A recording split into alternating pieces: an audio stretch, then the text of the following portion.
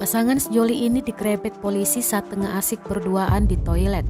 Video itu ramai beredar di media sosial. Salah satunya diunggah akun Facebook Viral News pada Senin 24 Januari 2022. Tertangkap dalam kamar mandi lagi mantap-mantapan, tulis akun tersebut. Rekam video sempat menanyakan alasan pasangan ini berduaan di toilet. Pria tersebut menjawab tengah menemani pasangannya yang buang air besar alias BAB. Polisi yang berada di lokasi juga sempat menginterogasi pasangan tersebut. Meski belum dipastikan apa yang mereka perbuat, namun warganet telah ramai menebak aksi yang dilakukan pasangan tersebut. Pokoknya sak nggon-nggon ngono to. Kayak ngising mosok ditunggu nih bakal bojo nih.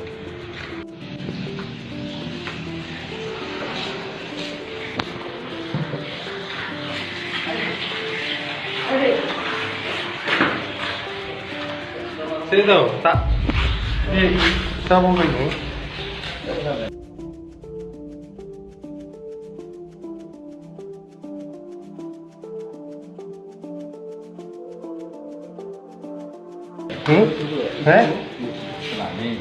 Ki buju ada ki. Sate obat budang obatan aku. Saman bundi. Saman bundi dalem. Aku asline iku ya. Jajali tak ero.